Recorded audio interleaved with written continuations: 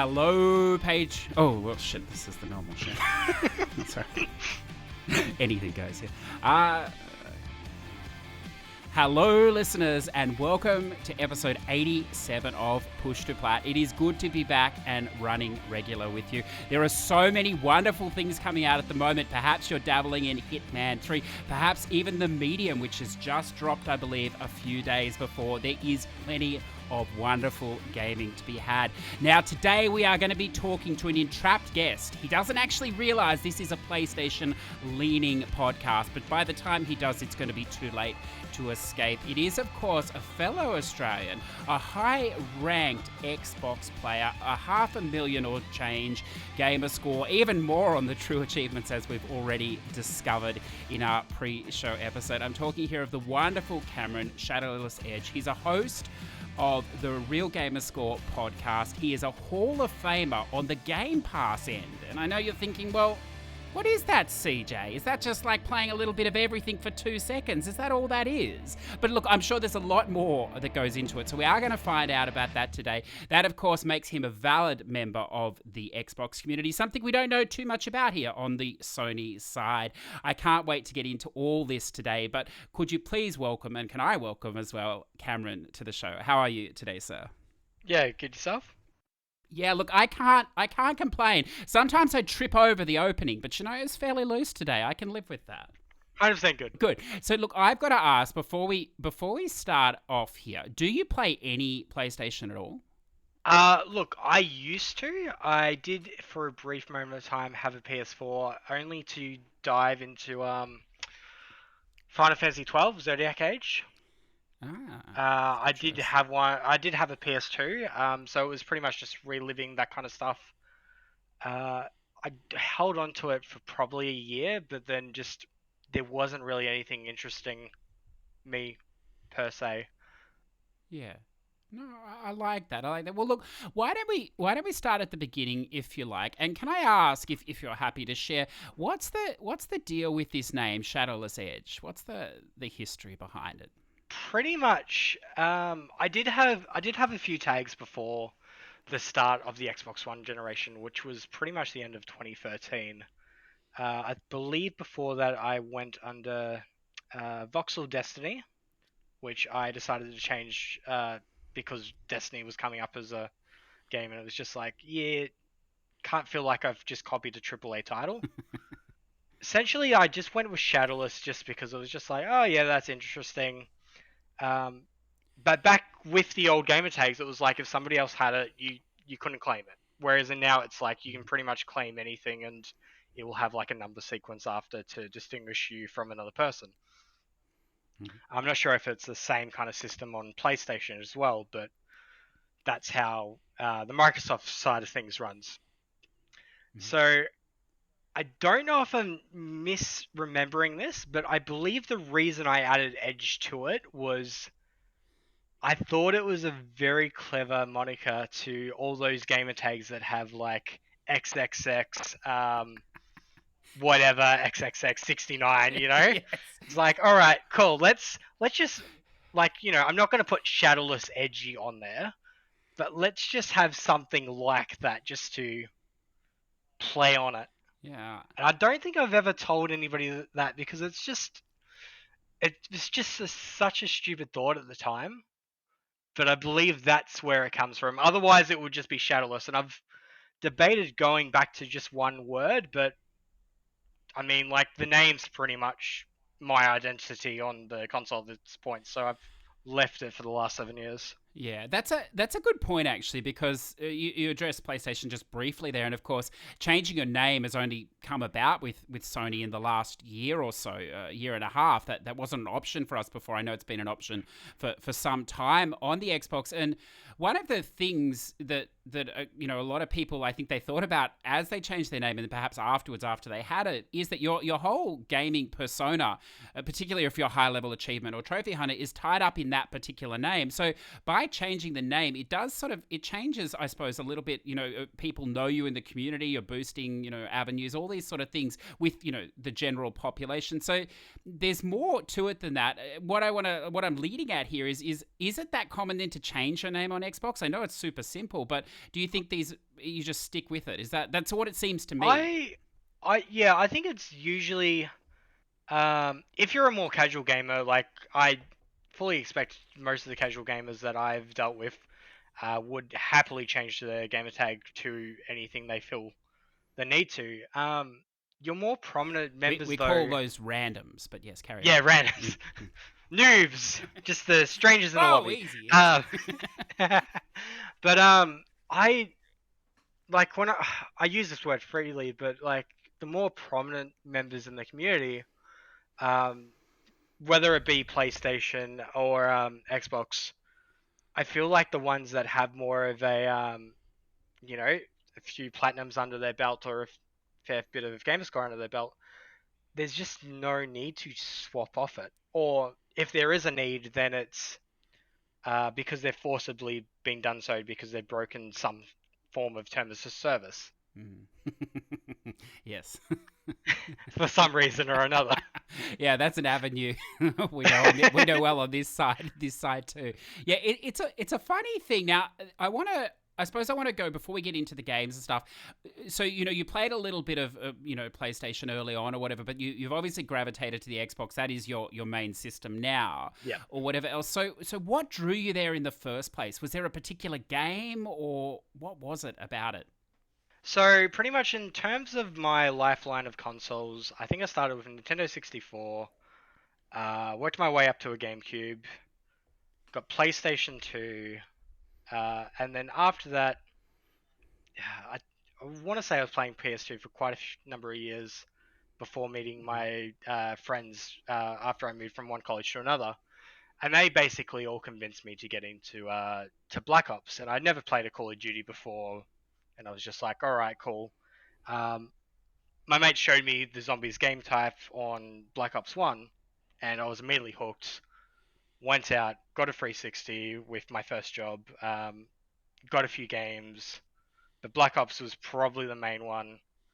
And like even back then, achievements didn't really just pop up for me. It was just like gaming with mates for the sake of gaming with mates, and what's the highest round we can get to in zombies, and like what other games we could play at the time. But I don't think I actually started like achievement hunting until the Xbox One on release and going, well, I want to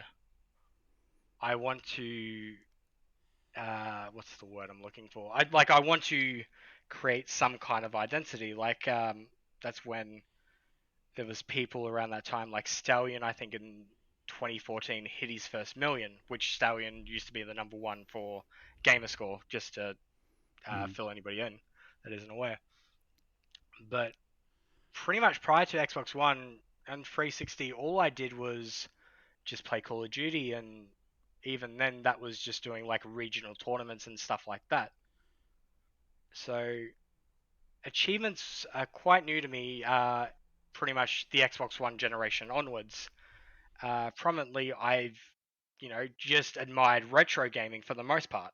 Okay, I can understand. Look, I've got to ask, therefore, now, what type of achievement hunter are you? Would you classify yourself as a completionist? Are you a dirty whore for the biggest gamer score? Like, what are you? um, I am. I feel like I'm just that oddball out that doesn't really fit into any camp, so just tries to pretend that he's in all That's a of very them. safe answer. Um, yeah. Other than completion percentage, because nobody would happily accept that for me. It's funny because I I don't view myself as a traditional achievement hunter, but I view achievements as an extension on gaming. Mm.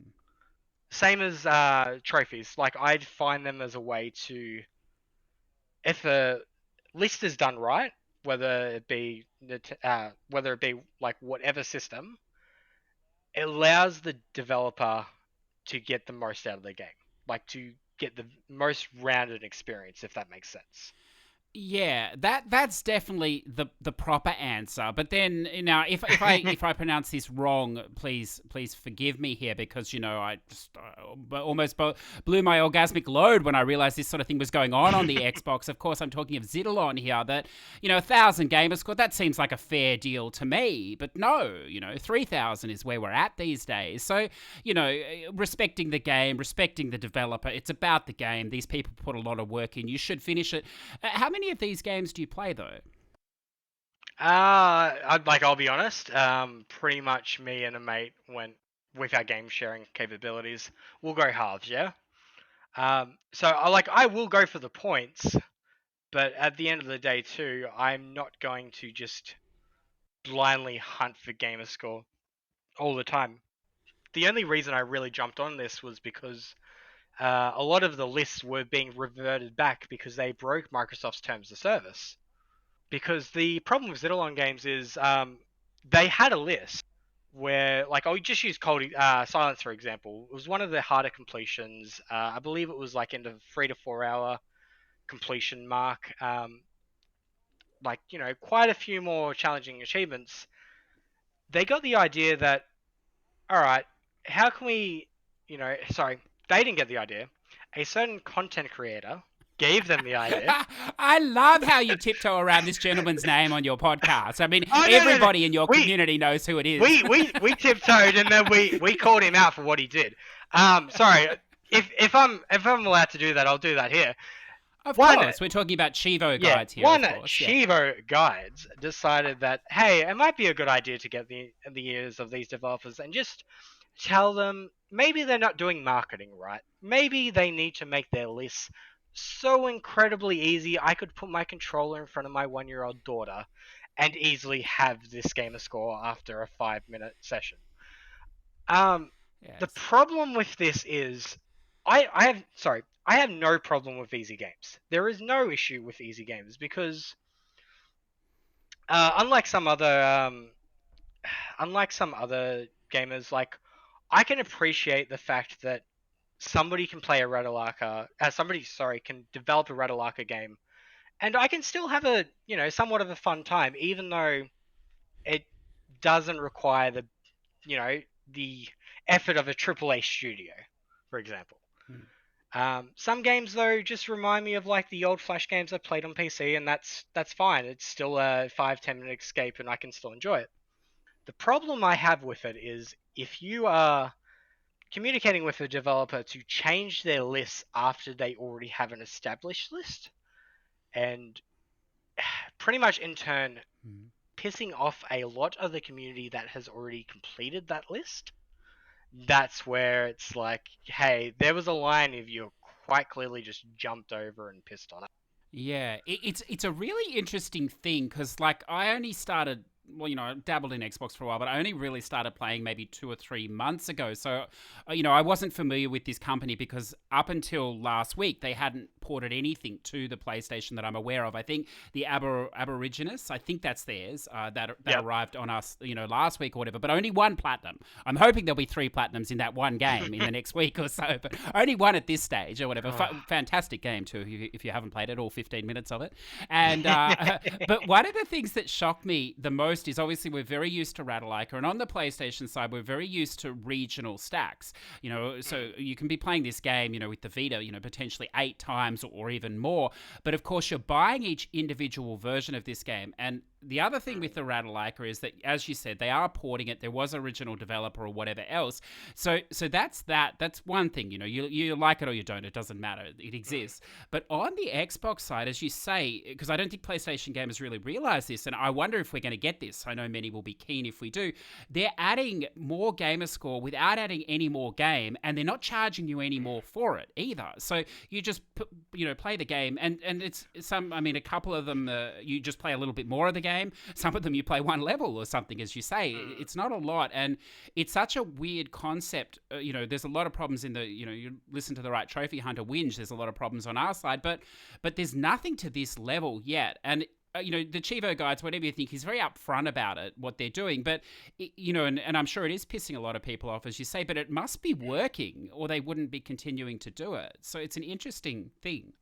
I dare say they will be making a somewhat of a profit from the achievement hunting community, but then at the same time, it is devaluing those hunters that have played the games.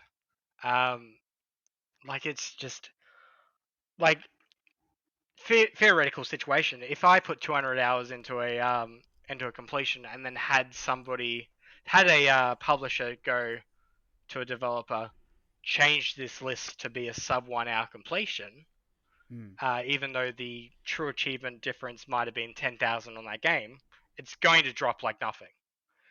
We've had examples of this in the past for games that have had console commands, like Pathologic 2, I want to say dropped from like 8,000 TA difference to, I want to say it would be somewhere around the 1,500 mark, if not less now. 1,400 roughly.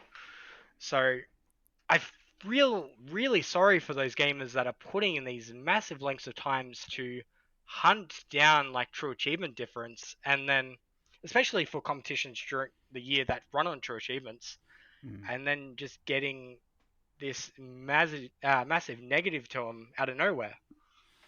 Yeah. Oh no. Look. Yeah. I totally. I'm not definitely not advocating the practice. I was just shocked, I suppose, that something like this would go on. And I mean, this is old school news, obviously, to many Xbox gamers. But you mentioned Pathologic 2. I did this. Console commands are very thin on the ground on the PlayStation side, and already in the last month, I've noticed so many games that you can run a script on your PC. It's fantastic, PlayStation gamers. All these things that alleviate you actually having to play the game, which is wonderful. Obviously, the point of it. Oh, we don't come here to play games. What are you talking about? It's just interesting. I don't know. I find it interesting. Now, look, let's shift gears a little bit. You are on the Real Gamer Score podcast, and when I came across to the Xbox, like I hadn't listened to any podcasts. I didn't know of any, and a friend, and I believe he may be a patron of yours as well, Dat1 Seagull. He'd been shifting across to the Xbox for a year or so, and he said, "You don't know these people? They're Australian. They're fantastic. They're funny, and they'll tell you everything you need to know about it." And I started listening midway through last year, I think, and it's true. I mean, it's fantastic. Your depth of knowledge between yourself, Neo Master, Urban Spaceman. Correct me if I say any of these wrong. Yourself, Kirby as well. I think they're the regular 4, if that's correct. Yeah. So I think between us, there's pretty much 6 for the most part now. Me and Neo are the main ones, but we try and get guests on as much as we can. Sometimes it just runs as me and Neo, though. That's fine, but I wouldn't say we're funny. Well, more like it. It's relative, isn't it? It's relative. But one of the things you do have is you have a good camaraderie with each other. I'm always interested in this sort of thing. Did you? I mean, are you long-term friends, or did you just meet online playing? So pretty much with the history of the Real Gamerscore podcast, Tarragon, who is ZZ Urban Spaceman, he started it with Professor Pluto, which is Alex, and Chin Doctor, which is Kirby. And they, Tarragon came from a podcast called Z to Z, which I'm not 100% familiar with. But they started doing a podcast, and I, at the time, was running a Xbox Achievement Community Facebook group. So that's how I met Alex, and then pretty much just from a few guest appearances on the show, that's how I became a regular. But pretty much all of us, before the podcast, the most interaction we would have had with each other was true achievements, or just the odd post on a Facebook group. Pretty much from that, though, like Discord has been a massive thing for so many podcast achievement communities and trophy communities, pretty much to grow. But I feel like the last few years, it's just really taken off, and that's where we've got most of our, mateship from.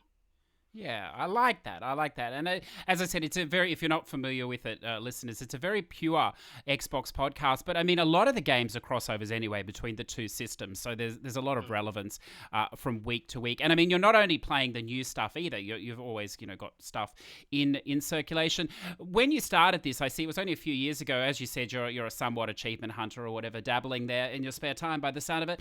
You must have been intimidated by these guys with 1.5 million. Is that correct? correct, Gamerscore? Yeah, My so goodness. Matt being the mammoth of a Gamerscore being #1 in New Zealand, yeah, it's crazy.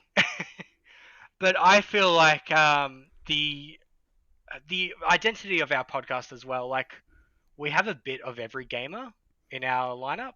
Hmm. Like ZZ Urban Spaceman, for example, is absolutely amazing with stats, and even has a creation in our Discord called the Random To Do List, which essentially is a pulled list of 25 achievements out of your gaming history of locked achievements, just to give you an idea of you can run it as a competition, you can run it as a bit of a hey, this is a an idea of what you can play this month.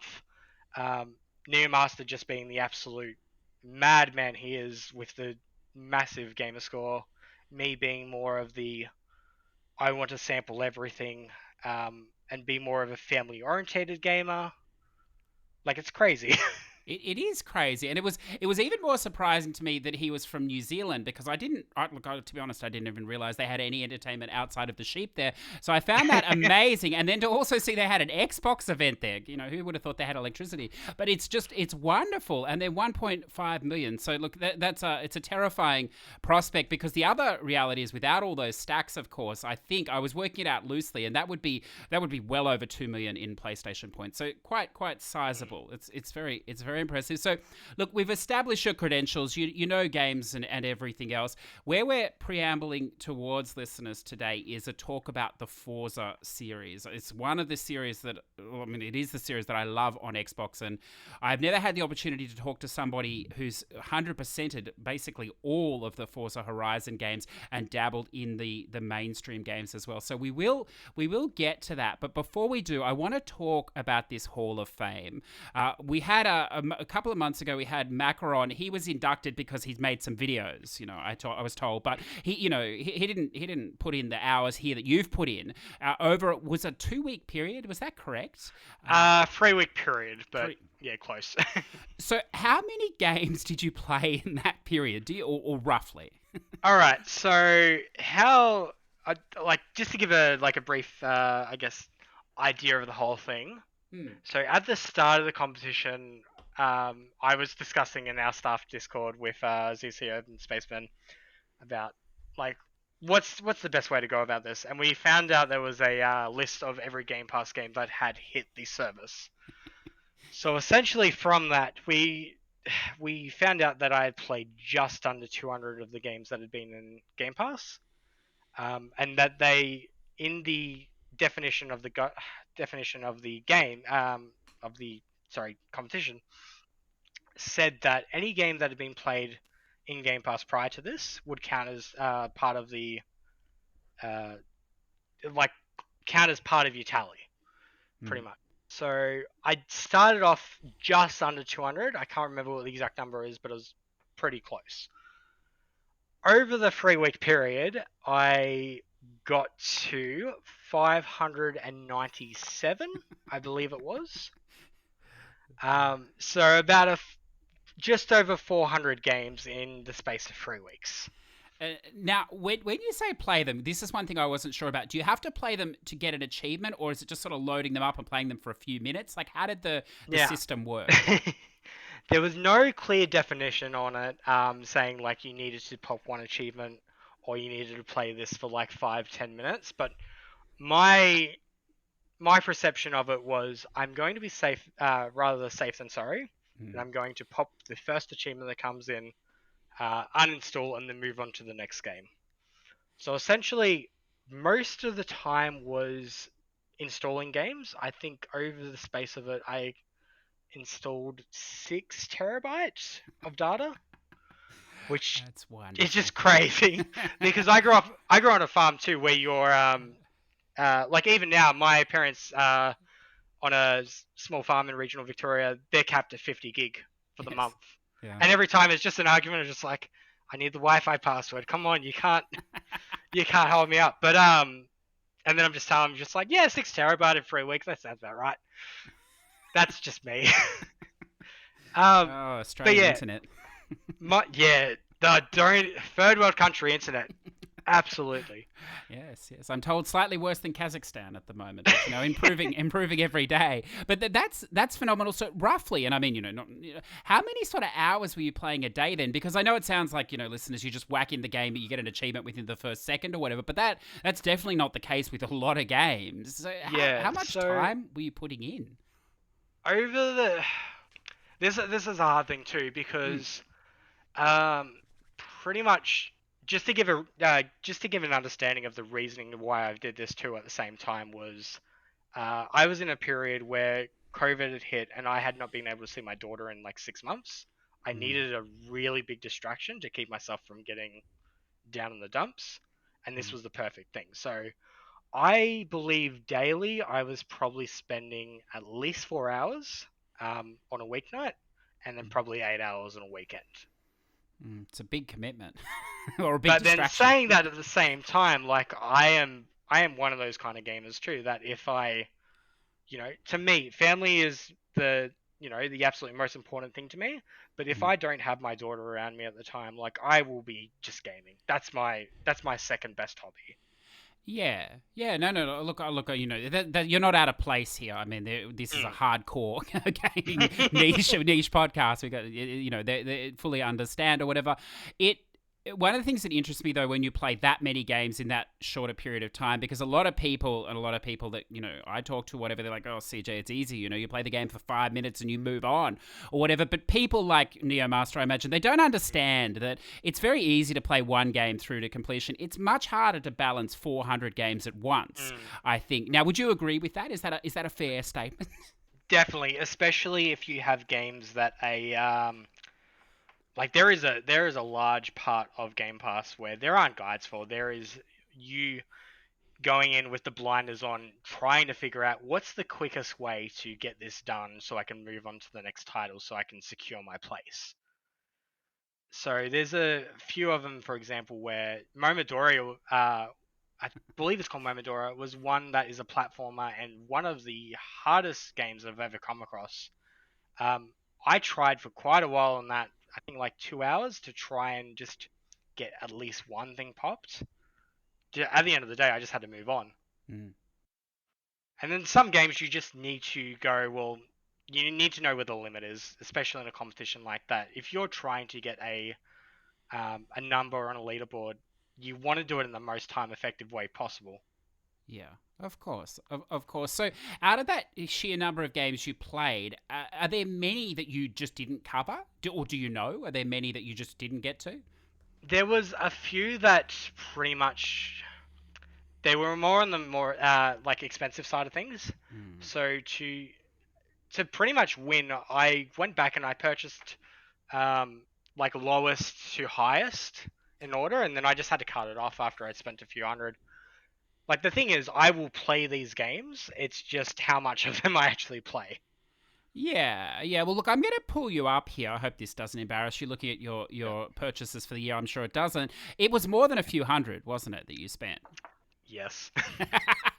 Look, there's no shame. Yes, Mom.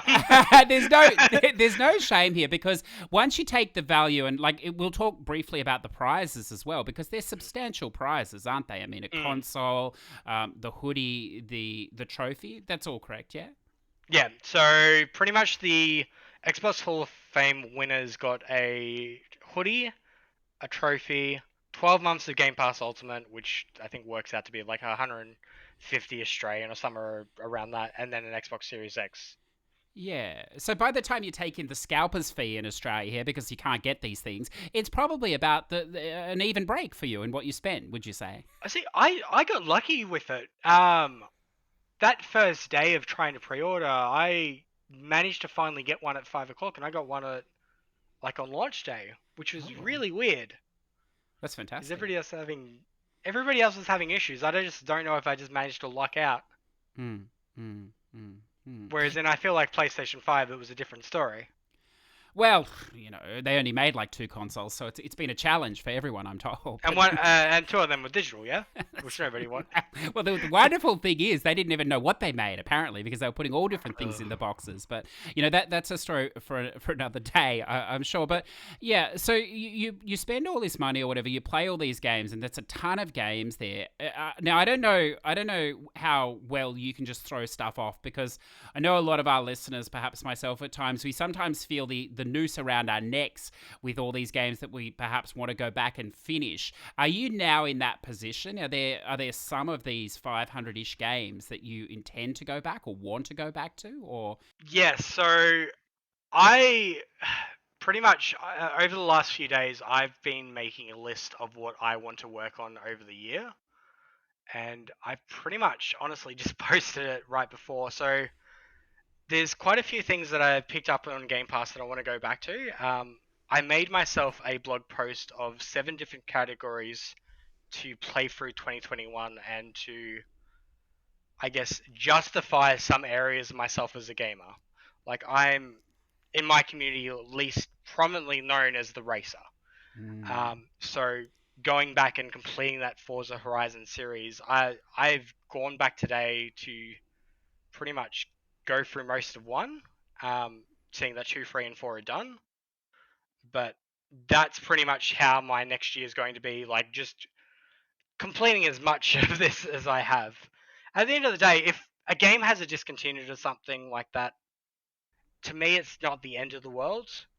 I'm purely in it for the experience, and I'm purely in it for that sense of community that I get from talking to other gamers and sharing these experiences I get from gaming. Yeah.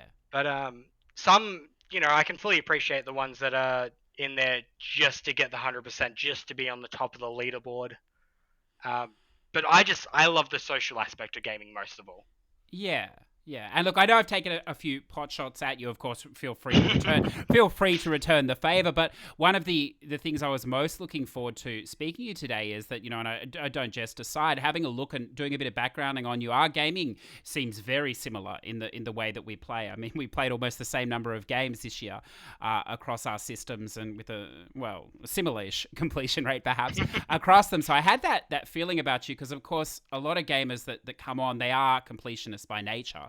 So, it is always a bit of give and take, but I like that angle of just playing the game, for the game and what comes. Now, we'll get to the Forza in a little bit, but I saw on this list, which is a wonderful list, so you've put here Yakuza. Now, there's some big games. Is this a serious commitment? I think as I go down the list more, they become less serious.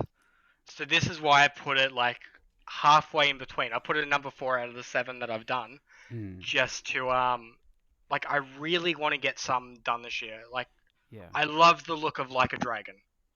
Yes, I'm really interested to see it. And then they threw the announcement that we're getting all these remasters at us as well. So I've kind of gone, I want to play a little bit of each of these. Pretty much when I'm gaming at my parents', they're very much like, why are you playing something like a roguelite? Like, why aren't you playing something like Grand Theft Auto or a racing game? It's funny because they're not gamers themselves, but they like to be quick to judge of how I should be gaming. But I feel like that one series is the kind of thing I can take out there and be like, hey, so this is probably the closest thing in Game Pass that I have to, other than Grand Theft Auto, acting like Grand Theft Auto. Why don't we play a little bit of it? Just to show them around. I love that you have someone over your shoulder there, backseat gaming you. That's wonderful. I have a similar thing. I always have that. Regardless if it's my daughter. If it's my daughter, we have to do something bright and colorful. We have to do Just Dance. If it's Nikita, who's my partner, I try and do something retro. I try to get her in doing roguelites with me, and then she's just like, I hate this. I absolutely hate this. I'm like, oh, so you're not a fan of like dying repeatedly over and over again to get a little bit of progress? No, I hate this. Well, I like that the backseat gaming is coming in the form of game suggestions. See here, for myself, it's just simply my partner, and his comments are always, how much did you spend this much, CJ, and what garbage did you buy? And it's a wonderful thing. I think we're well past that road. She's just come pretty much when we were going out to Maryborough today. It was just like, all right, I'm gonna have a look at EB, and it's just like, yeah, cool. I'm just coming for breakfast. That's fine. Yeah, I like that. I think that's important. It's very. I mean, that's a topic for another time too. But finding a gaming partner, it's a challenge, or at least one that will tolerate it. I think. Now, why don't we, before we get to the Horizon series, if this is okay with you, I'd love to hear a little bit about what you've been playing recently. And can I throw the first one out, but then you throw out whatever you'd like after that? Yeah, go for it. I want to know about this Rise, Son of Rome. Alright, so Rise Son of Rome was one of the first launch titles on the Xbox One generation back in, I believe it released in late 2013 alongside the others. The ones that come to mind having the unique cover arts were Forza Motorsport 5, Dead Rising 3, and Rise Son of Rome. And just a few others like Just Dance and NBA, like FIFA, your typical yearly launches, for example.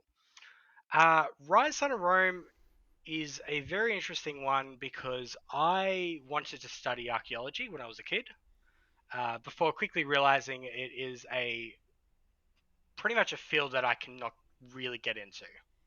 I used to love reading about basically the Romans, the Egyptians, the Greeks, all your ancient history and pretty much that kind of stuff. And I played most of the campaign, but I just left it.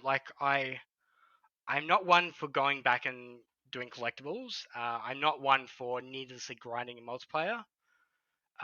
So I did majority of the game and then left it up until a few weeks ago, where I noticed some people in the Achievement Hunters Anonymous Discord doing it, which are close. Our community is closely intertwined with theirs, I would like to say. So with it, I saw them getting a few completions in Rise, and I went, all right, it's been like 6 or 7 years by this point. I've got like 10 achievements I need to go back and clean up.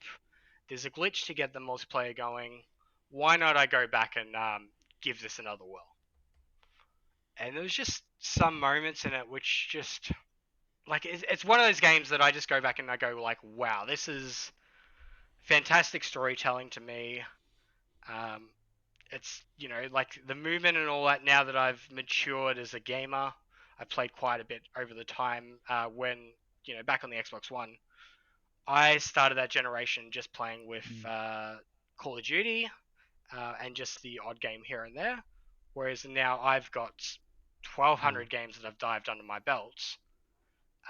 Things make a lot more sense when you've played different genres a lot more, if that makes sense.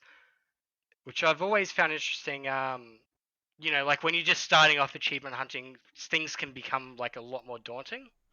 Whereas you pick up tidbits from different games as the more you game, and I feel like you become more of a effective achievement hunter or a trophy hunter going into games when you've played like similar genres, for example.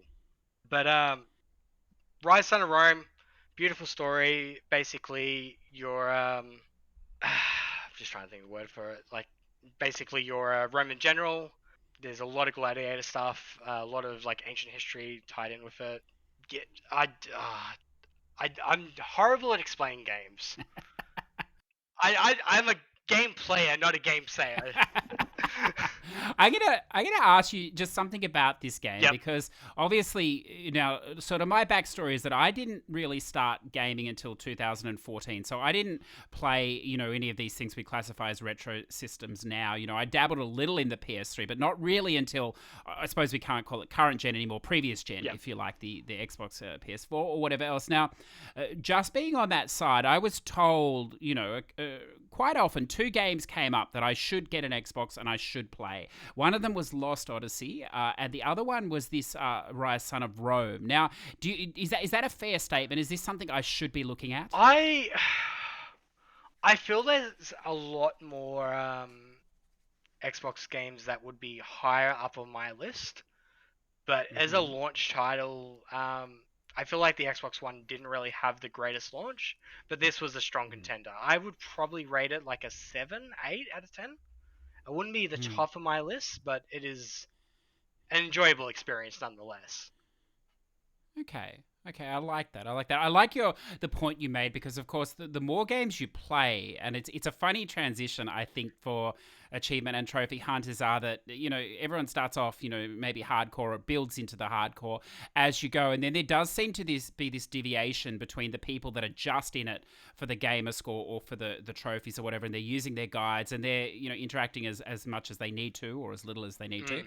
and then there is a subsection of gamers, which is Cameron, the larger population of gamers in the world, that actually start to realize there's a game there, and you start to see how the game's made. You start to get interested in the mechanics of the game, perhaps sometimes even more than the game, depending on the quality of the conceived product or whatever else. So I like that you bring that up. But then with that in mind, it brings me to Battleborn, which I just noticed on your list. That's an interesting choice, Gearbox Studio. I'm surprised this game is still around, to be honest with you. So Battleborn is a very interesting one. So I this was one of those games that I started last year with every intention of going like, I'll get around to it. I'll get around to it. The server's actually closed for it at the end of January. Oh, So wow.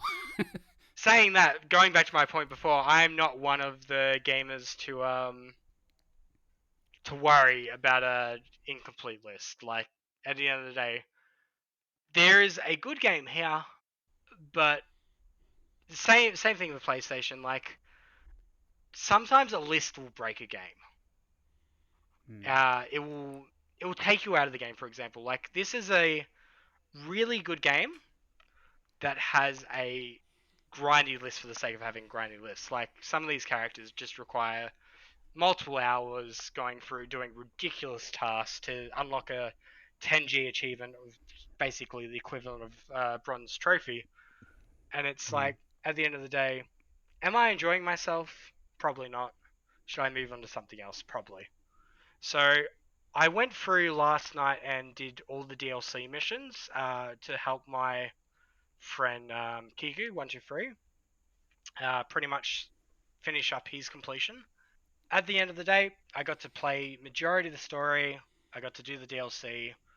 I'm just not going to go back and do every single character.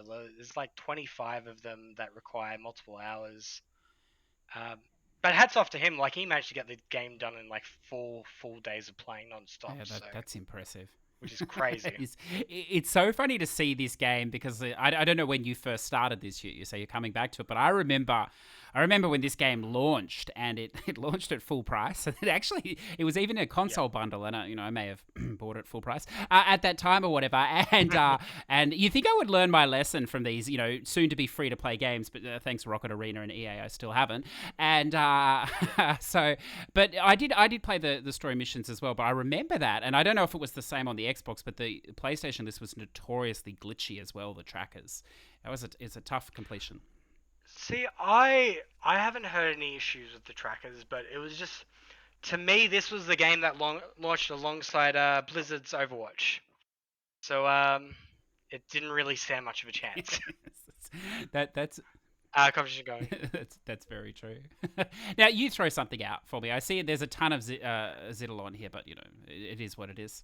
I mean that's neither here nor there. There were some decent games with there. Like I didn't mind 50 years for being the quick completion it was. Um, Pretty much more memorable experiences as of late. I've gone back and played. I've gone and played Mafia Definitive Edition. Yeah. Now that the trilogy's out. When I was growing up, Mafia was one of those games that I absolutely adored when I was a kid. Mainly because my parents, like when we when my uncle got a PS1, he got the original Grand Theft Auto, the top-down shooter kind of one. Back on PS2, we had San Andreas, and then I remember when we got a PC, I got Mafia Definitive Edition from I think it was like a collector's bin at one point, and we played it so much between me and my brother to the point we were fighting over it, and Dad finally just came in and snapped the disc because he had enough. But I always remember this game like just that one race bit. So Yeah. Amazon had a few good deals going on during the Christmas break. Decided to get the trilogy just because I wanted to relive one. I wanted to relive two. Went back, smashed out that race. Done most of the story. I just needed to do cleanup, but that was a really, really good game. The only shame of it is I don't believe they have the same voice actors as the original. So there's a little bit of that lost nostalgia, but then there is the appreciation at the same time that a few of the shorter missions they've actually reworked from the ground up and made a more lengthy and filled in experience. Yeah, it is. I've played that as well on the X. It's something special to behold. Have you played 2 and 3 in the past, or? I played 2 on the Hmm. 360, and I played 3 on the Xbox One. Two's 2 is quite honestly the best story wise, in my opinion. I Hmm. just like just removing achievements and trophies from them completely. One to me is a massive nostalgia trip, even though it Hmm. is a remake. Two is just incredible story. Three, like it just what's the right wording? It It's it's bloated. trying to do too much. Like Yes. one has a straight through story. Two feels like it's expanding on that a little bit, giving like the DLC and that. Um, Three is just like I think you have to replay the game 4 times for the full completion. Yeah. And I'm just one of those kind of people that unless I'm going to get an insanely different story, I don't want to be replaying something multiple times. I want to be just experiencing the story once and then moving on, unless it's necessary. Yeah, it's funny for me because having started later, as I said, I started with Mafia 3. I'd never played the first and the second at that point, and I just assumed that that's what they were, sort of a good story, but just overwhelming open world with just nothing to do but tons of it to do, sort of Mm, situation. And then coming back this year and playing 2, which whatever, it's just it's a touch up. It wasn't a remake. It was barely a remaster, at least on the PlayStation, mm. the way it ran. But the story was there. It was core, and I really enjoyed that. And then playing 1, I had no idea how. I mean, yes, it's sort of open-ish world, but how linear, how story focused it was, and I thought it was wonderful. But yeah, I mean, that series has definitely moved on, but perhaps not unlike Assassin's Creed from where it Mm. started or whatever. Now, because you're a racer, I've got to ask you about that race. Have you done it on the hard difficulty, and how did you find it? I I did the classic Mm, difficulty going through for the first playthroughs, just so I didn't have to go back and do a second.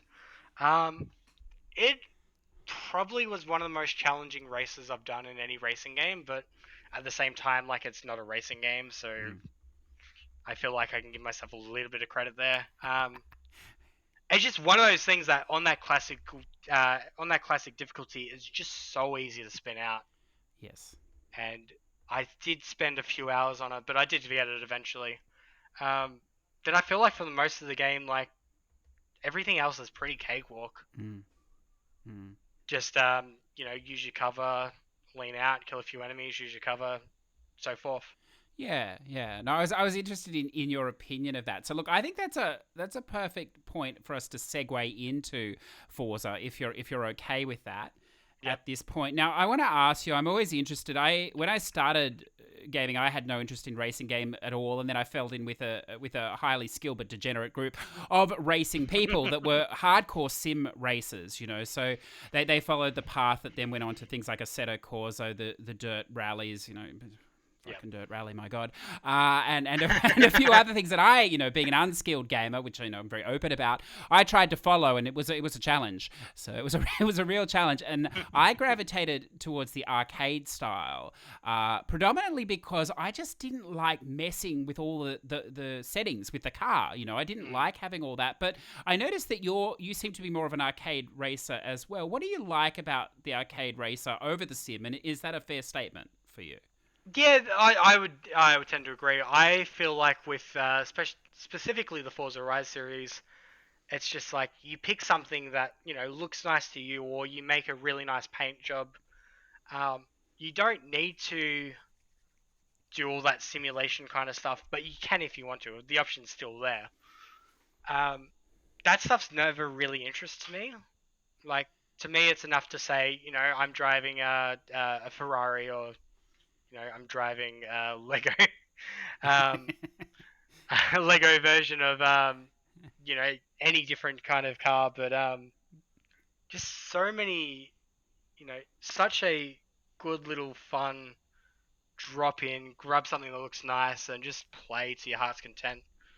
Because at the end of the day, I don't drop in to spend 2 hours working on a fine tune for a game, and that's why with Motorsport I've missed out on quite a few of Mm. the design achievements based off them.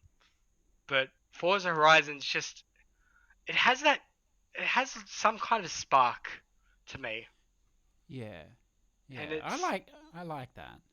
it's I can see why. it's one of those games that I've just, regardless of what entry it is, I've for the most part enjoyed most of them. Yeah, yeah. Now, are you a controller or are you a wheel sort of dude? I am very weirdly a hybrid. Oh, So to me, nothing beat, if you've got your friends over and all that, like nothing beats controller in my opinion. mm. Um, like I'm not going to go, all right, here you have second controller while I do my racing rig. But Good I luck. Father's Day last year, I just went, all right, well I'm just gonna spoil myself a little, and I bought a rig, and for the most part, like depending on the mood, I might crank it open just uh just to test it. I find it more applicable for the more simulation based ones based off that. Hmm. Um, but yeah, I'm weird. Like I like doing both, just depending on the mood. Yeah, that's funny because I use a wheel, but I've never used a wheel in that game, and I think the arcade games, I don't know, they just I do a little bit of the circuit racing or whatever, and we talked about that loosely with the Forza, and I think you're right. Like they definitely sit in like playing the NASCAR games. I mean, you can feel the grooves Mm. on the walls, through the force feedback. It's wonderful, but just that I suppose I've never considered feeling smashing through somebody's brick wall in the UK through my wheel. I suppose that would be awesome too, Mm. but it's something to consider. Now, when I first looked into your background, I was shocked that you'd 100%ed, and correct me here if I'm wrong, Forza Horizon 2, Horizon 3, and Horizon 4. You're well on your way to the original Forza Horizon as well. Yep. That's pretty sizable effort because while these games are arcadey, they're not easy to 100% in any stretch. What's your favorite out of all of them? I It's so hard to pick a favorite. Um, just because each one of them has something like so unique. Like Forza Horizon, for example, I've only just really started playing again today. I'd done most of the game, um, but just got tied up in with like server closures of other games and just hadn't spent a bit of time on it in quite a while. So I went back to it. It has all the bare bones there of like, all the other games. The only thing I'm missing from it is the DLCs, unfortunately enough, which I'm trying to pick up. But two, yeah, I mean, like just the scenery and two, just that first jump into the Xbox One generation, just everything looks beautiful. Free, get to experience our home ground. Like driving past Uluru, Mm, Bondi, just amazing. And nice. then four just is the most. Let's take everything we can and just bump up the notch on it. Like, who would have ever thought having Lego and Hot Wheels as DLC in a racing game? That isn't purely just a racing game in its own right.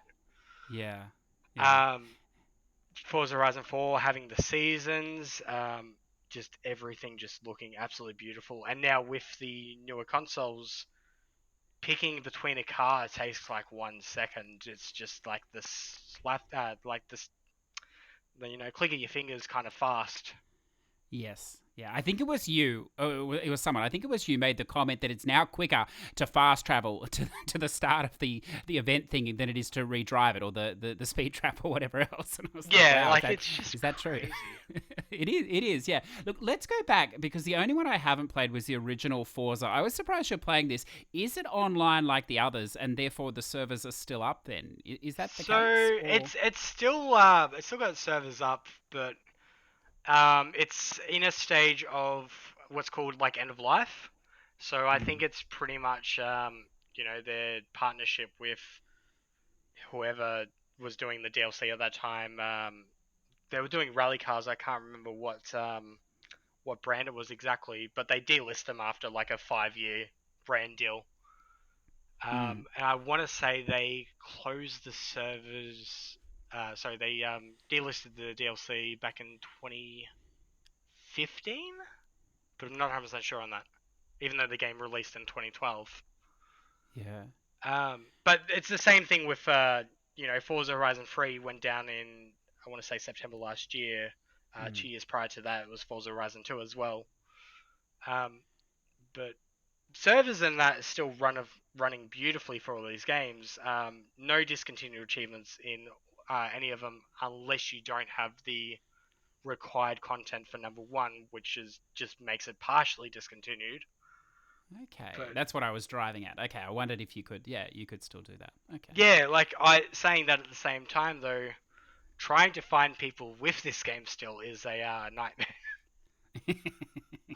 I actually left looking for a match when I had lunch earlier this afternoon.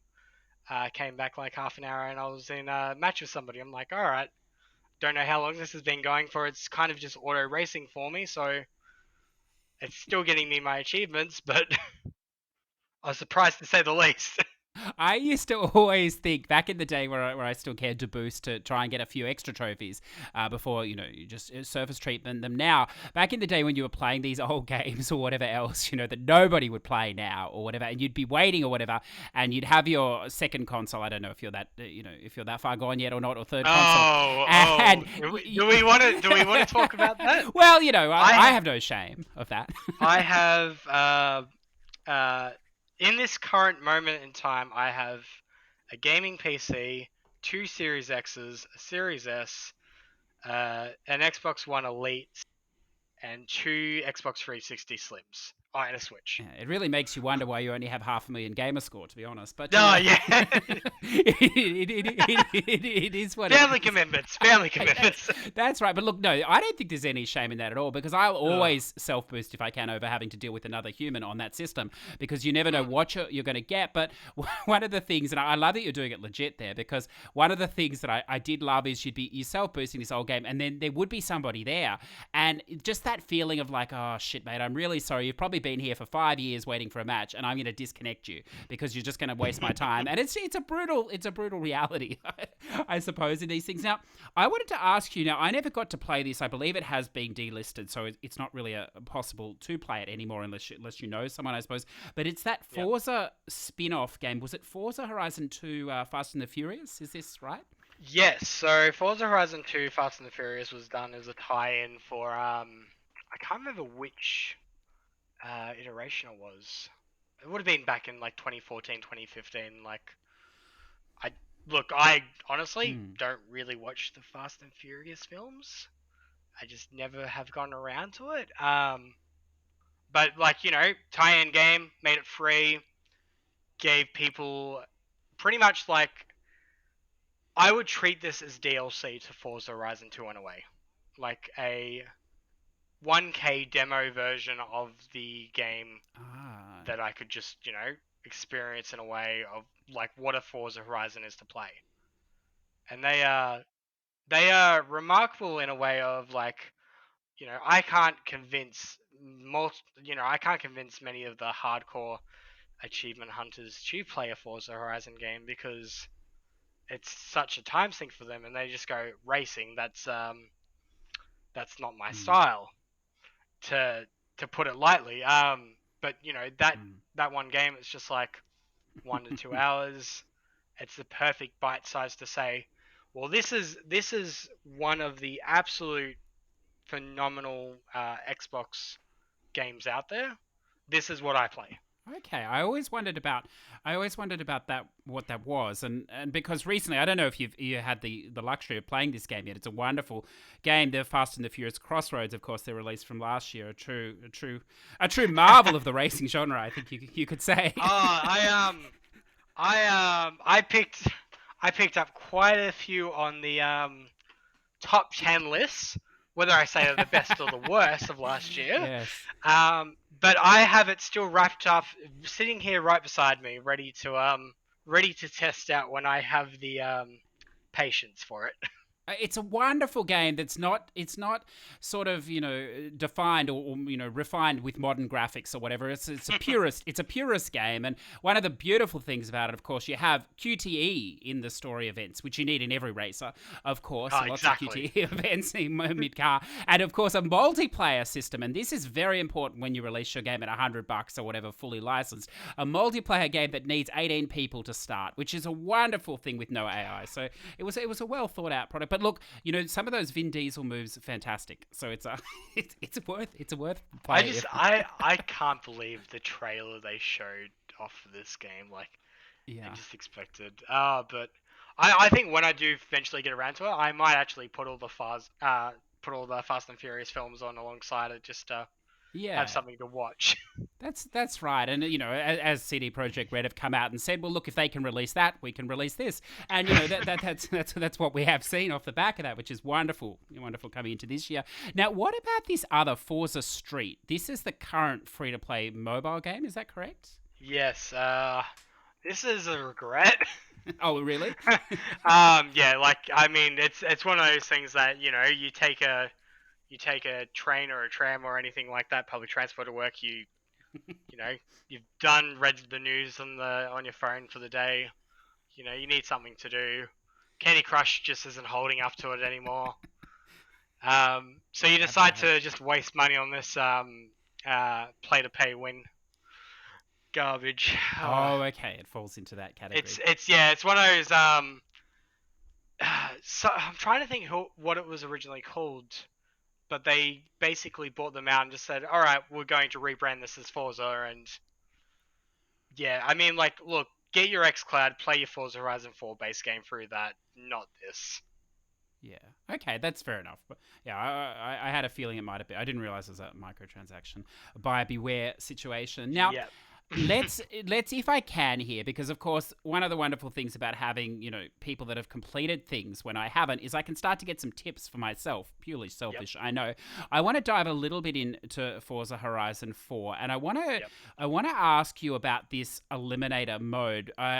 Friendly with Aerith Flower Girl, and she was recently at the end of last year doing this, and there were some colourful messages, and it broke down to she wasn't sure if she would be able to do it or not because of the nature of it. What is going on with that mode? It's a battle royale basically for cars. Yeah. Yeah. So this is a weird one because I constantly get people like tell me just like, oh, it's too hard. Like, how you manage to do it. I feel like I fit into that category of I'm a gamer that will constantly, there's a brick wall. What's the best way to get through the brick wall? It's not around it, it's through it. Yeah? I will continuously play a hard game until I get something. Like, it's just how it goes at the end of the day for me.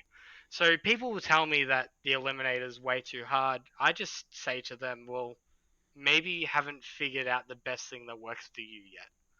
The pointer for this, though, for the Eliminator, and stuff that people might not think about, and I don't know if it will still carry on because I complete these DLCs as they come out pretty much. When you get to the final showdown in like your stage 1 car for that achievement, you can just drive in a random direction and hope you end up near the finish line. You can give yourself a massive head start doing stuff like that. I don't know if they patched that. I feel like they might have at one point, but I know that when I originally did it, I was like, why is everybody just stopped? Like, I have 10 cars here. There's nothing, keeping me still in one place. Why don't I just drive in a random direction and then course correct? And that's how I got my Eliminator wins, to get those harder achievements. Yeah. It's interesting you say that, because the thing in my mind was that there is a lot of luck involved in this mode as well. Sure, there's some skill, but hear you echo that. I'll just go this way 100 times. It's got to be right once. Yeah, that's exactly it. It's just like, I only need to win like once to get this achievement. The rest of it's just grinding the other stuff out. Like, a lot of these games, like, your PUBGs and your other games like that can worry about the winning 50 times. This is just asking you to win once under Yeah. certain conditions. So you'll eventually get there. You'll get that one lucky run, and you might have 20 failed attempts before that. But the best advice I can give to people is just like, you know, keep on playing that, keep on learning. Um, it might sound like funny enough, Mm. but keep on learning the map because it is a massive map. But if you play it for a few days in a row, eventually stuff is going to look familiar, and you're going to know where to go to try and get yourself ahead. Yeah, okay, I like that. I like that. Now, is there, I mean, I'm only about halfway through the list, and as you alluded to, they are massive time sinks. I love that the guide says it's 100-ish hours or whatever on TA, and I'm up to like 90 hours and at like 40%. But, that's another story or whatever. Ooh. Look, I'm having too much fun driving around, obviously. So Forza Horizon 4, just as a standalone for me, is Yes, 735 that's what I hours. thought. Saying that, it might be a lot of me being AFK away from my console, Yeah. but Yeah, I think it's at yeah. least 300 plus hours. I think that's a very conservative 100 hour.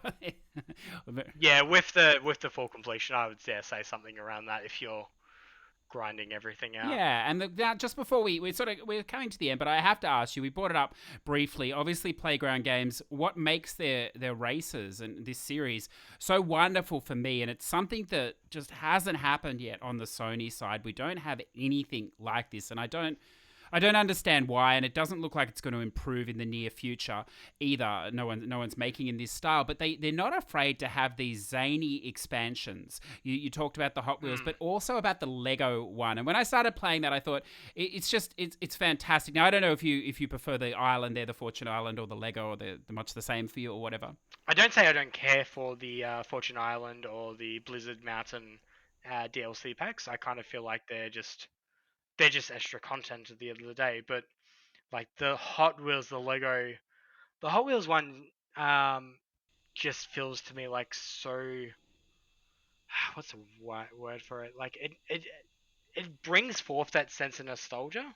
Like Lego does the exact same thing, but Mm. Lego to me just has that crazy, insane world, and I feel like I'm playing like through the Lego movie, um, mashed up with a racing game, but they're just absolutely like crazy things to think about in like an arcade racer, especially done to the level of detail that Mm. Playground puts into their games. Like, I would dare say that Playground Games is one of my absolute favorite studios, and I'm really excited to see what they do with sorry, not with Forza, with Fable, coming forth, because just Mm. the level of beauty of playing like a racing game is just you know it's crazy to me.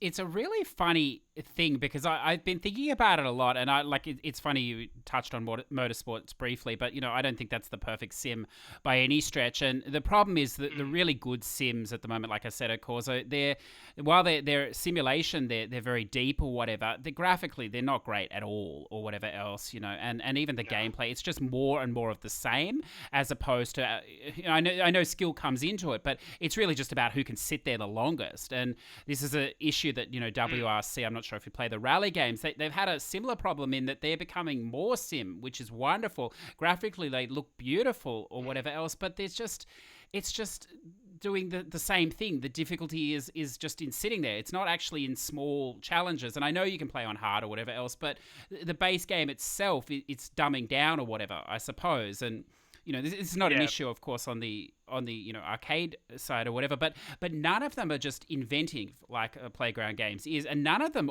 are adding the amount of content as well as the game goes, which I think is wonderful. But I want to sort of wrap us out here, Cameron, because I'm conscious of keeping you. But I have to ask. Playground Games, they ring you up tomorrow, Cameron. They go Forza Horizon 5. Where's it going to be set?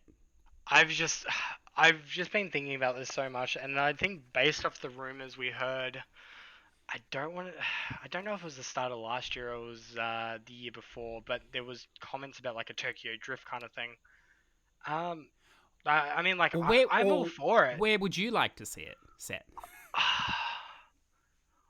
There's no 100% real answer.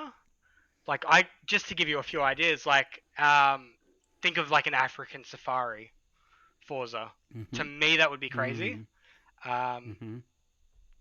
to me, Eastern Europe would be interesting because I can't think of many. Like it's a part of the world that I'm not 100% completely familiar with. Yes. Um, I mean, like we've already done Australia. Uh, why not South America? Why not Africa? Why not Eastern Europe?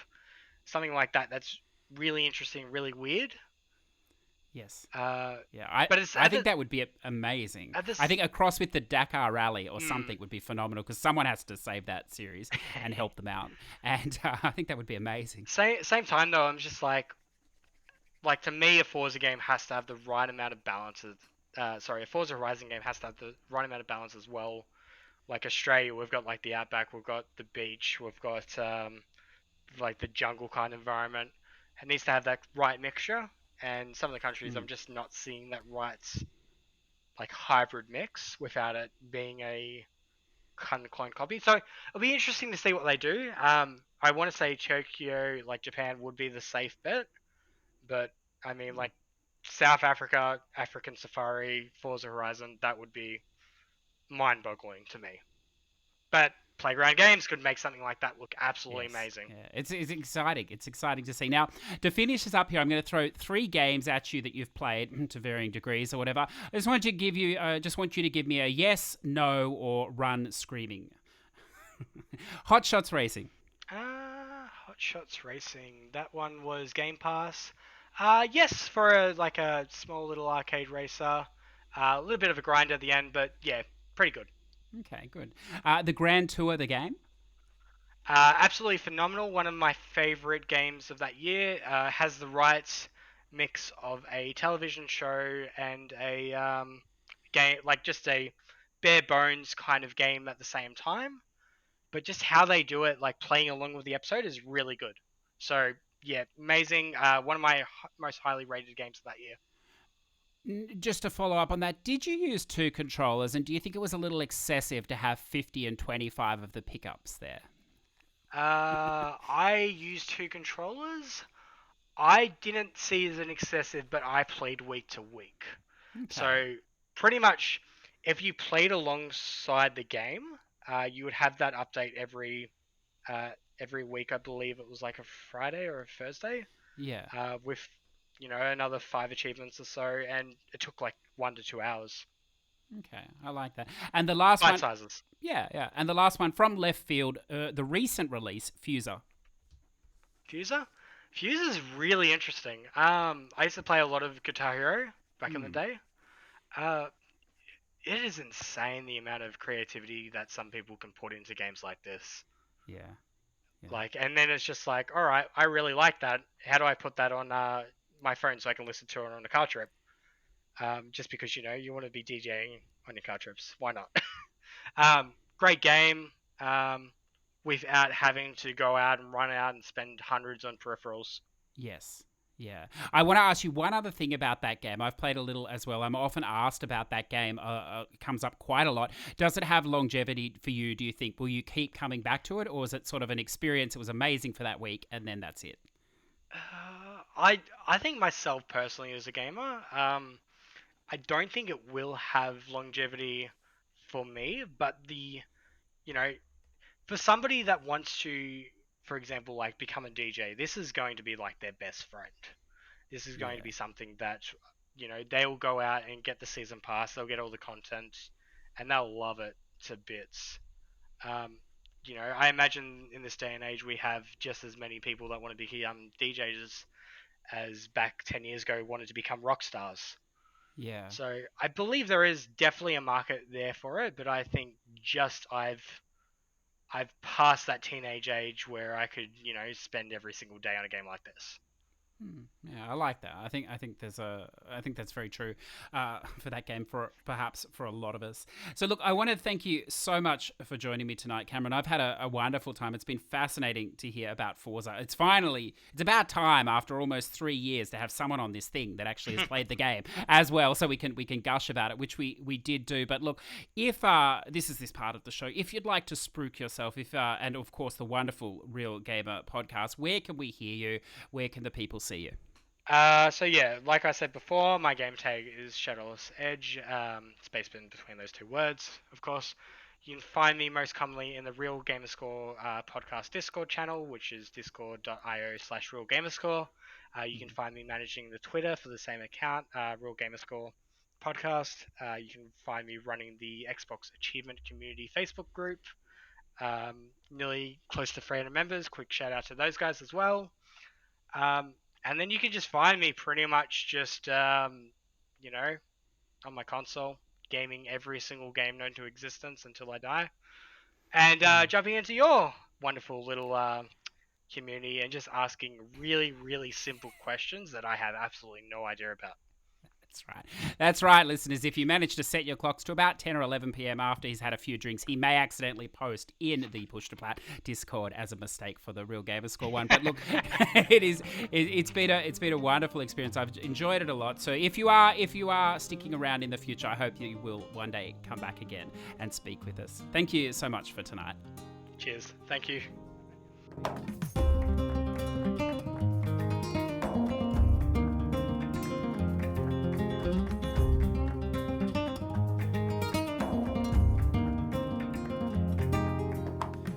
So there you go, listeners. We finally got some Forza and Forza Horizon talk on Push2Plat. It's been a long time coming, and I want to thank Cameron again for that conversation. It was great. Now, if you want to hear more about the Xbox or more from Cameron, Shadowless Edge, and his co-host on the Real Gamer Score podcast, it comes out every Tuesday. Look, it is, I know we're Sony ponies to a degree over here, but there's so much crossover anyway, and they really do have some wonderful depth. And one of the great things is you know that you're in safe hands with them because they all have played such a diverse range of games and such a deep gamer score as well.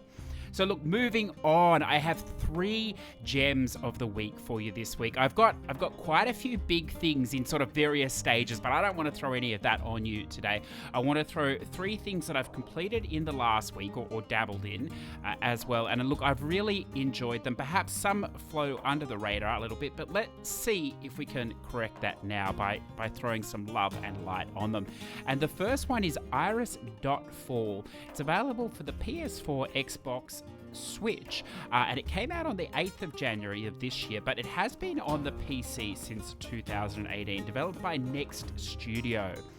So we're really in the time of the shadow games. I mean, if you cast your mind right back to the PS3 generation, we had this wonderful game by Compulsion Studios called Contrast. And I know we've thrown a little love on that game in the past few weeks. If you haven't played Contrast, you really owe it to yourself.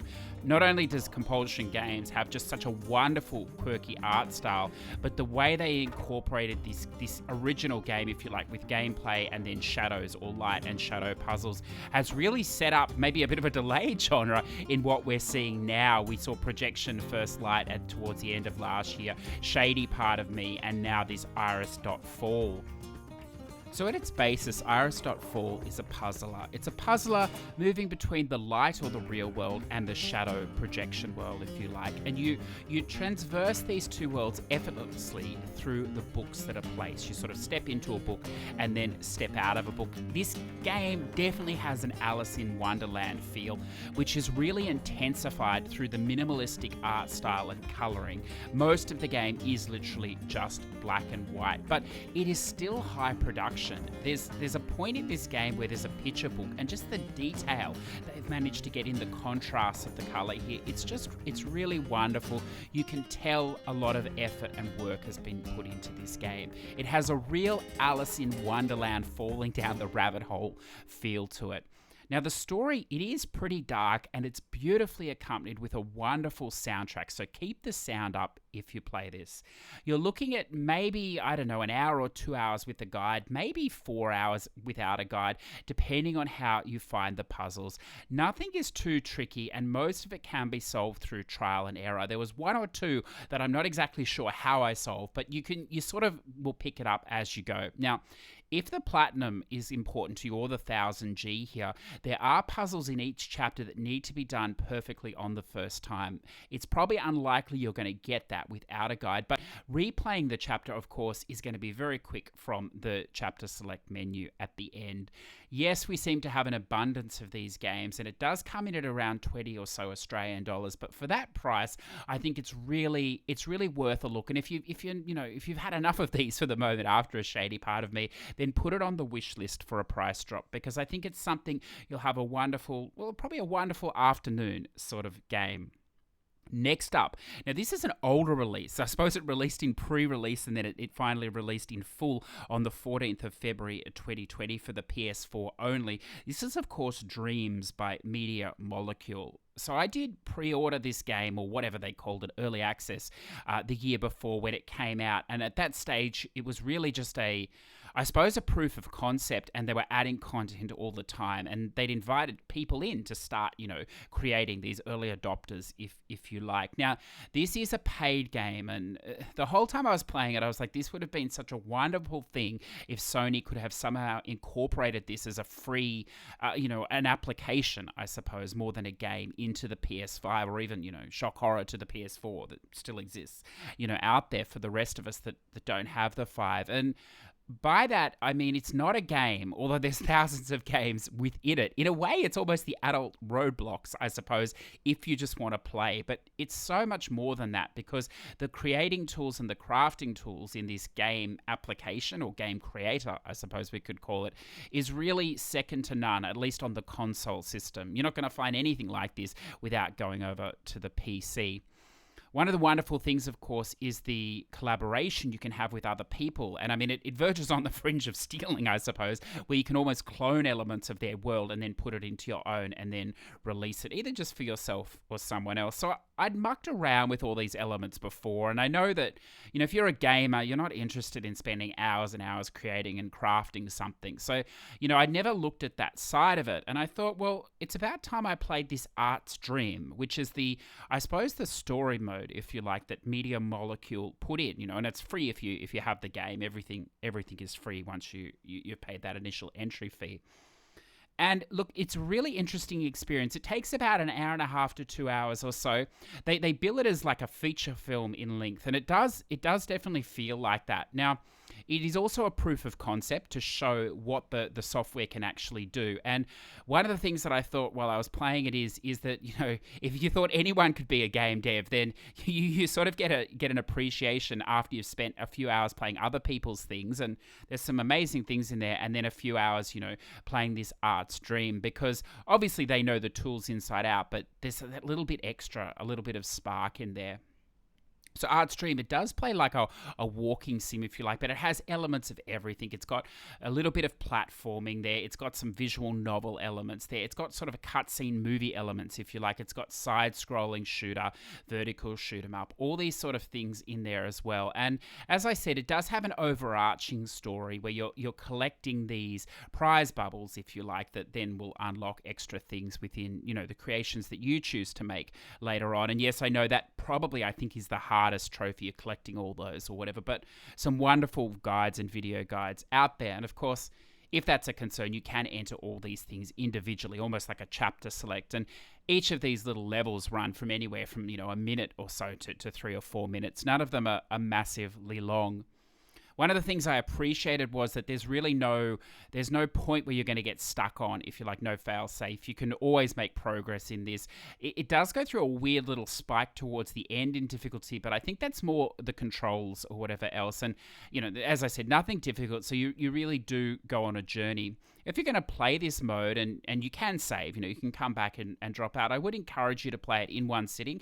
You can play it in co-op as well. For most of the experience is a two-player.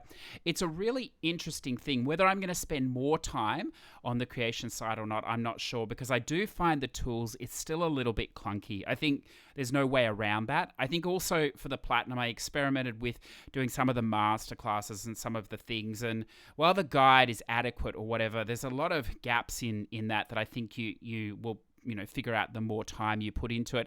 Having said that, if you're only in it for the trophies, a lot of the creation trophies, it's just a matter of cloning someone else's world, saving and exiting or whatever else.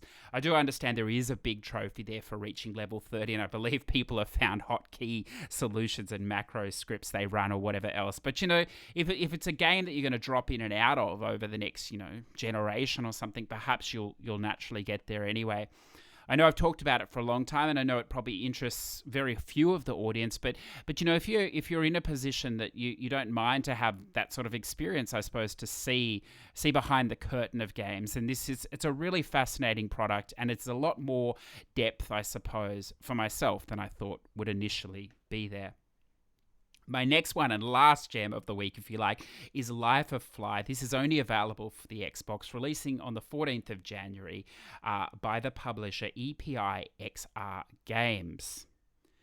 Now, I mentioned this briefly in the spam of the week last week, and I thought that's what it was going to be, a throwaway spam game. And yes, it is. It's an hour completion or whatever else. There's no guide required. There's nothing of difficulty in here. So it meets all the spam requirements. And when you load in, that's definitely what it greets you with. You are literally a fly, and you just fly through these checkpoints in the level.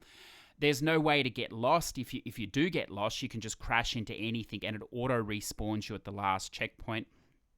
Most checkpoints are visible, clearly from the previous one. There's a few that, you go around corners, but it's just obvious where you are in the room. This game shines in two particular areas. The first area, and the main area for me, was the voice acting and basically the dialogue in this game. It's what makes it. Without this, yes, it's just a point-to-point, little novel spam flyer or something. But the narration, it's funny because you start to listen to it and you're like, is this a joke or whatever? And then there's some really deep stuff in there, about the meaning of life and, relationships and, how to survive, I suppose. And then you've got to put it in context with it's all coming from the mind of a fly and, the fly's eternal, hope to avoid the fly swatter and losing his friends to this, or his friends went off here and he never saw them again. And it's kind of really funny. And then at times it has these sort of aha life moments in it as well. Now, I don't think that would be enough, but it's almost enough by itself.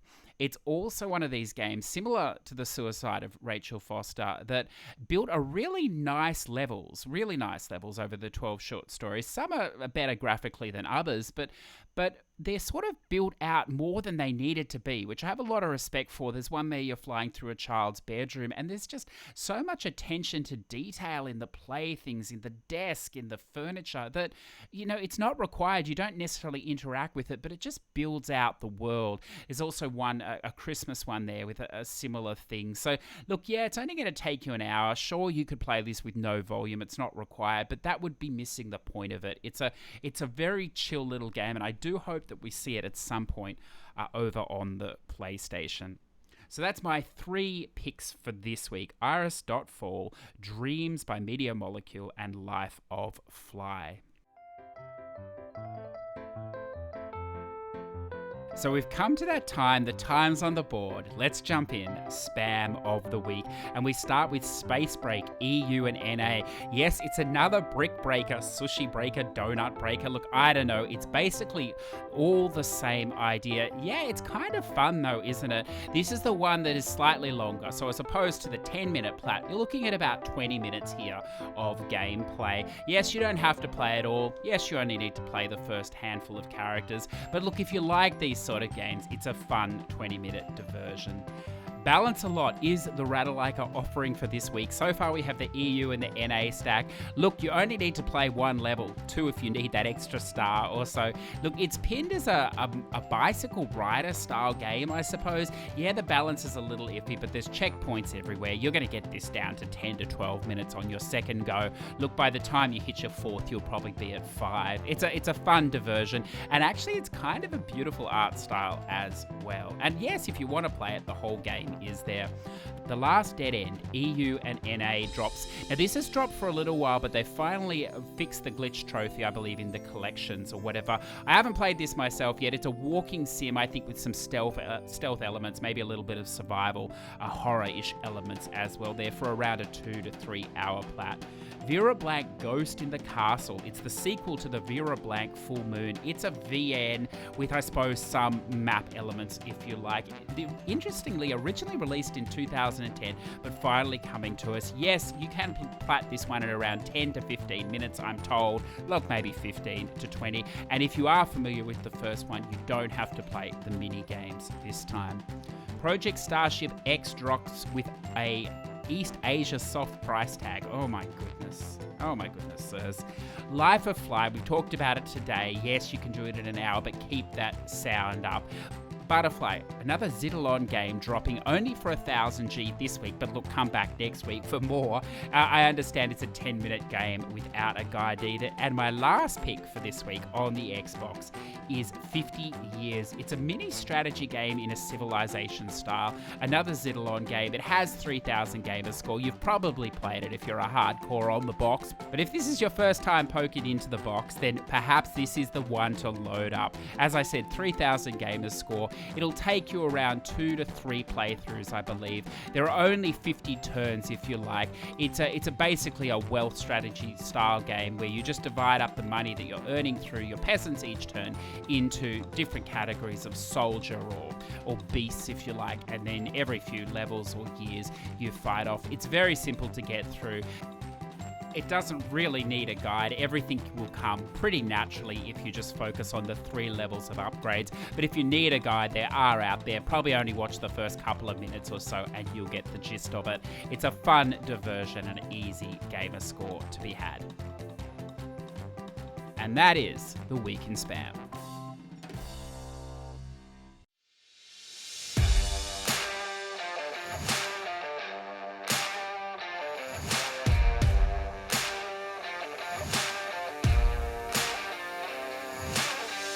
So let's jump into the community shoutouts. You know how to get them. Jump into the community on the PS4. If you're already a next-gen gamer, you'll have to use the Discord.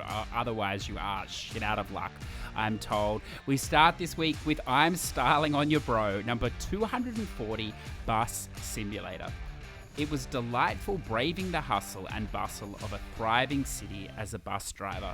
Normally don't play first person in driving games, but that made this simulation all the more intense. To hell with following traffic laws on GTA, that's boring. This simulation forces you to follow traffic laws if you want to have a profitable public transit company. Though proper driving etiquette never feels forced, you actually strive to do so. Don't laugh. Try it before you bust my balls for being a law-abiding driver. The key to being a professional bus driver is lots of PCP. This simulator will be a trip, but not that kind. I'm talking patience, concentration, and precision. Patience, a key virtue for any individual. Relax and just be thankful you can be a bus driver, except when the person driving the truck in front of you yields to the person entering the motorway. There are many lives at stake. One lapse in concentration and you can be T-boned by a speeding locomotive, or even worse, turn a crosswalking citizen into 150 pounds of grounded hamburger. The latter being the only time I start the sim. You need a sixth sense and be one with the vehicle whilst precisely navigating through alleys that can be tighter than wallets of non-premium PSNP members. Oh, geez. If you are looking to transition into into simulation gaming, this would be the perfect first steps for you. And look, like that's like a review in itself, isn't it, listeners? It's wonderful. We had a little back and forth, and because I did play 5 minutes of this game, it was a little slow for me, but not a surprise. It's all up. I'm styling on your bro's alley, and he was telling me about a situation where he was forgetting to bring in the wheelchair ramp, and so it was taking time or something like this. I'm sure he wasn't forgetting. And of course, my childlike mind went to the idea of I wondered if you could drive down the road close to the sidewalk with the ramp out, just taking people out. But I don't think that's the point of the game. Apparently, you get fined for such offensive behavior. Number 241 for I'm Styling on Your Bro, it's gravel. With the adrenaline of these races and the enthusiasm of a packed-out stadium, I can't imagine anything more exciting if I tried. Weird because I can think of plenty of more exciting things without having to try. This was fun for a bit until I saw how little content Milestone put into the game.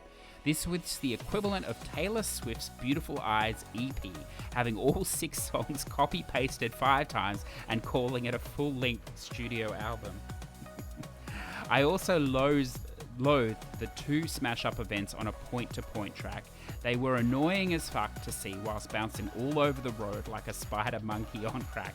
It made my blood boil when the game wouldn't just show the right boards to hit until the last second, after you've already pre-committed to a line. So funny, sir. I'd completely forgotten about that. And if you haven't played it, listeners, there's these sections in the desert, so it's massively wide open, and you don't know, and then all of a sudden it pops up on the other side. It's awesome. Awesome.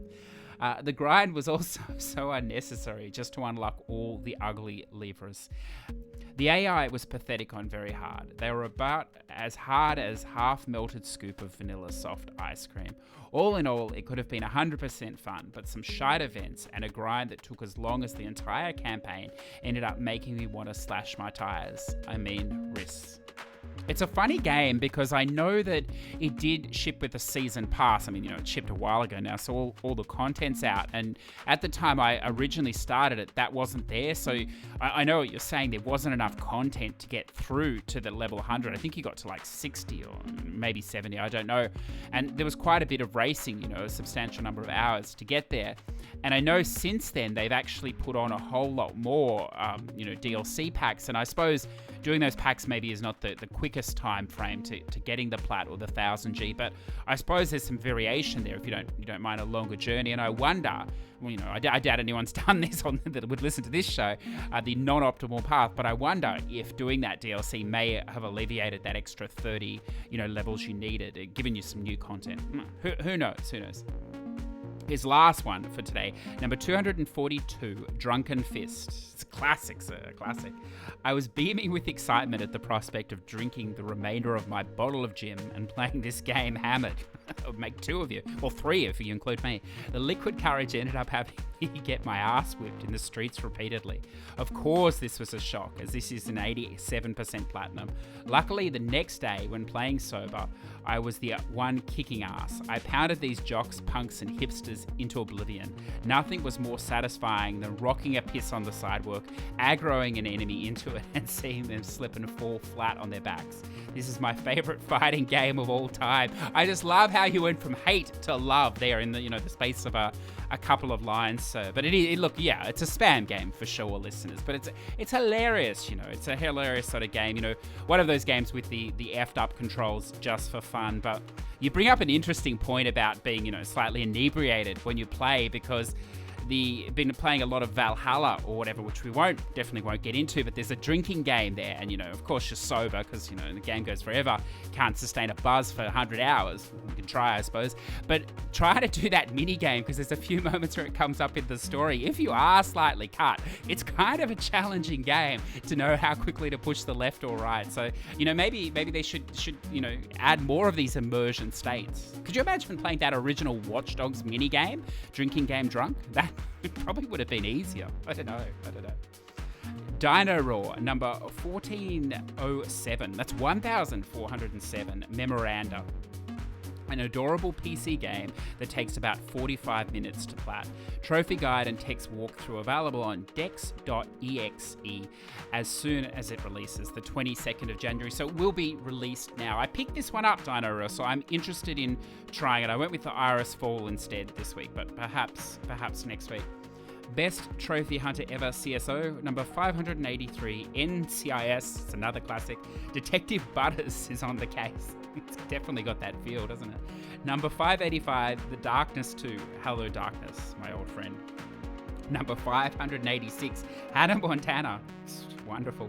Miley's disguise is truly dumb, just like Superman's disguise, a pair of glasses. It's just...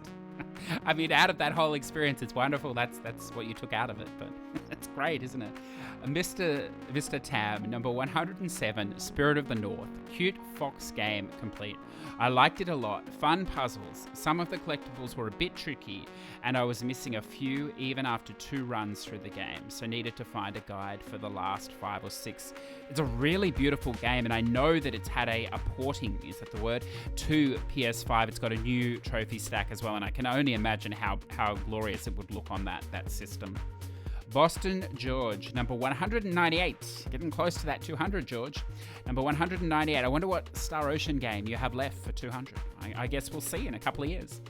Assassin's Creed Revelations. Everyone was getting Assassin's Creed plats, and I felt left out. It's true, isn't it? It's scary. Gaz Davis 11, number 75, Horizon Chase Turbo. Decent retro arcade racer, being nostalgic vibes from Outrun and Lotus Turbo Challenge.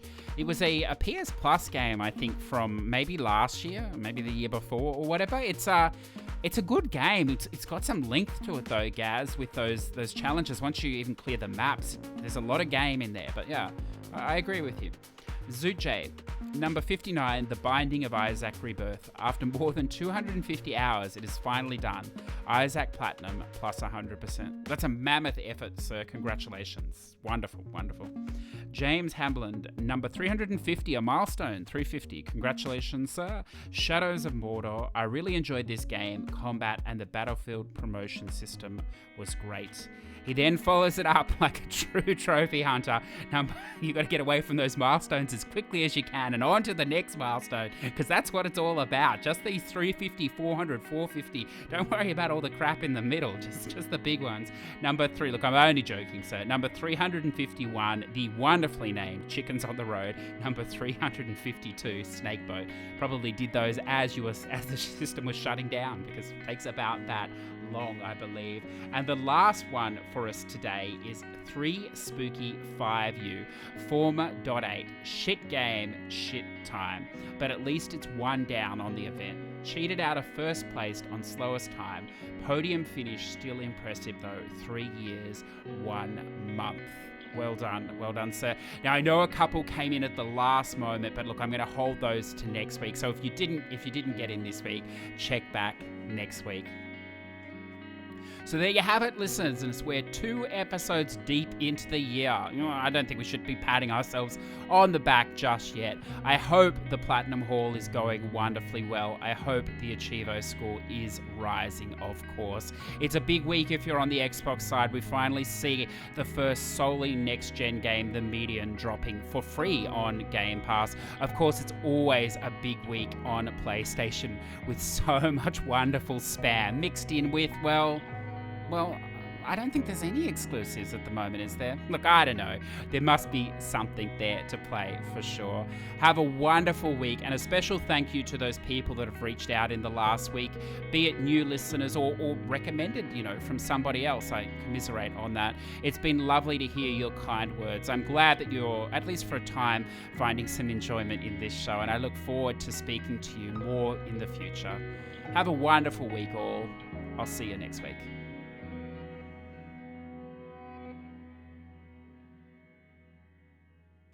Push2Plat podcasts are conceived, written, and edited by CJ Anderson in Adobe Audition, video editing in Filmora 9, music licensing by Artist.io. Push2Plat would like to thank all our Patreon supporters, with special mention to our Patreon producers Zador VP, Redbeard Rick, Ready to Ebeg, MZ Nitro, Diego, and T-Bird. Without your support, this show would cease to exist. If you would like to say hi, jump into the Discord in the show notes or on Twitter at Push2Plat. If you're interested in supporting the show, then jump on Patreon, the Push2Plat Patreon, where you can find more information on how to support us and allow us to continue to bring wonderful guests and topics from around the world.